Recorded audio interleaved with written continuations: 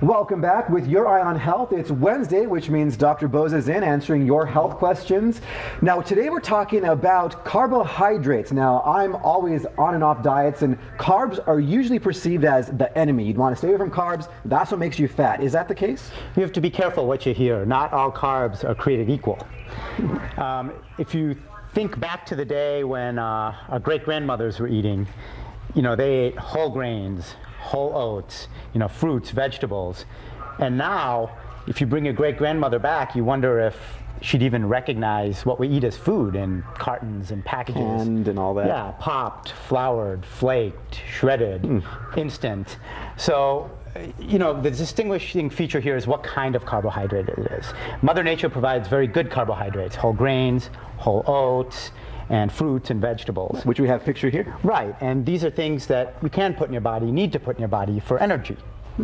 Because if you do just, protein, like some of the diets suggest, and cut your carbs too much, what's going to happen is you'll have no source for energy. And actually, when athletes out there do this, they actually have decreased performance on the athletic field. So don't think of carbs as fat, but energy.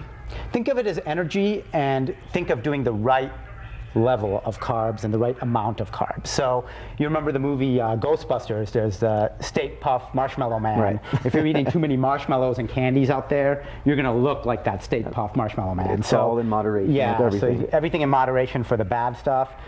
And try to stick to the good carbohydrates. Give us some examples of what the bad carbs to stay away from are.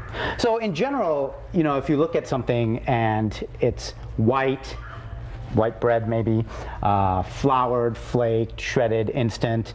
You've taken, that complex carbohydrate molecule, the good carbohydrate, and you've refined it.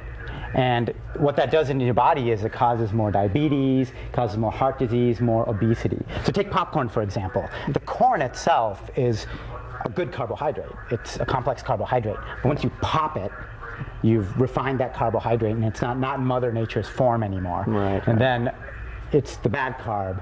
And things like adult onset diabetes, we're seeing it in kids now. We're seeing like little kids with adult onset diabetes, and it's all a process of just refining those carbohydrates and how it's affecting our bodies. Yeah, it's too bad because I love popcorn, but hey, you gotta do what's right. Now these here are good examples, like you said, whole grain, whole wheat, fruits. Those things are the kind of things you wanna go toward if you want good carb for energy.